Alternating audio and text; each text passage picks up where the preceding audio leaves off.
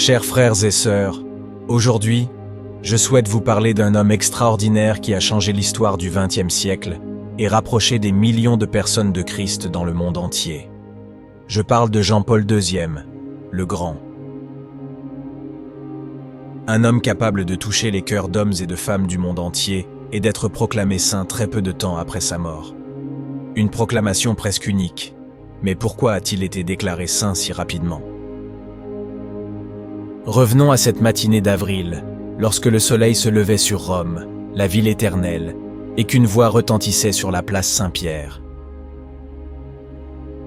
C'était le 2 avril 2005, et le monde entier pleurait la perte d'un géant spirituel, le pape Jean-Paul II. Mais tandis que les larmes coulaient, un chant s'élevait, fort et clair, « Santo subito ». Ce mot n'était pas seulement un cri, mais l'écho de millions de cœurs touchés par un véritable saint. Lorsque le peuple de Dieu appelle, le ciel répond. La voix du peuple sur la place Saint-Pierre n'était pas seulement un cri de douleur, mais une reconnaissance. Chaque coin du monde touché par le message évangélique de Karol Wojtyła résonnait du même désir. C'était comme si le ciel et la terre se rejoignaient dans un seul chant d'espoir et de reconnaissance.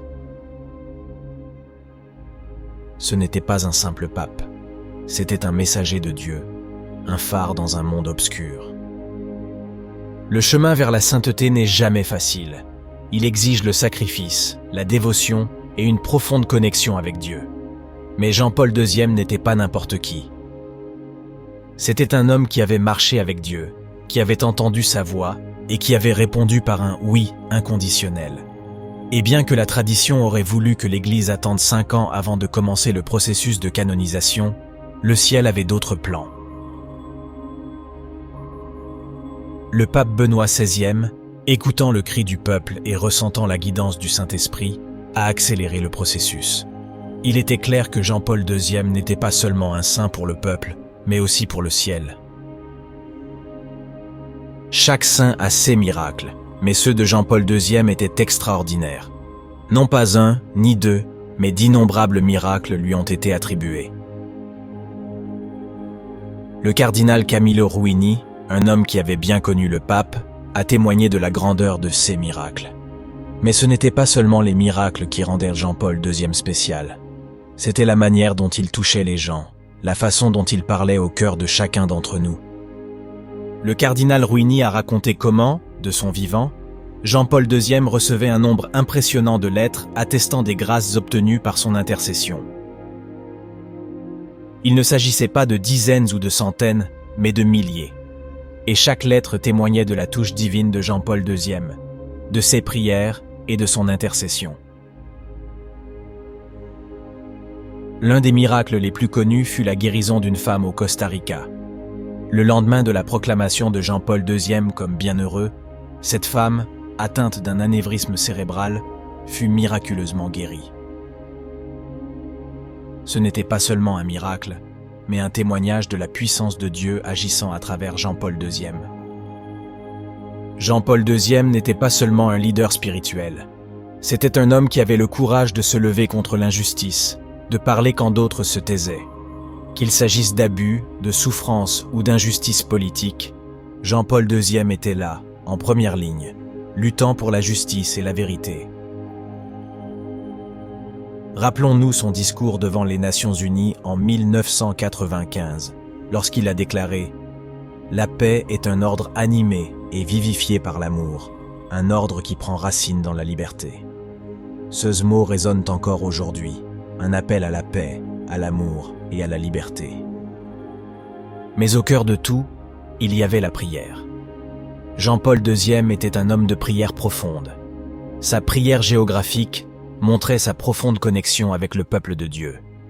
Il priait pour chaque personne, pour chaque nation, portant leurs soucis et espoirs devant Dieu. La prière géographique était unique. Jean-Paul II avait un système où il recevait des lettres du monde entier. Ces lettres contenaient des demandes de prière pour des situations spécifiques, pour des personnes, pour des nations. Et Jean-Paul II prenait ces demandes à cœur.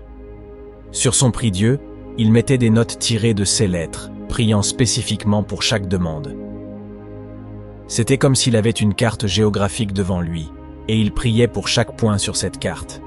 C'était un homme qui croyait au pouvoir de la prière et que Dieu était présent partout. En réfléchissant à la vie et à l'héritage de Jean-Paul II, rappelons-nous qu'il était un homme comme nous. Mais c'était aussi un homme qui avait entendu l'appel de Dieu et y avait répondu de tout son cœur. Sa vie est un exemple pour nous tous, un appel à vivre avec amour, passion et foi.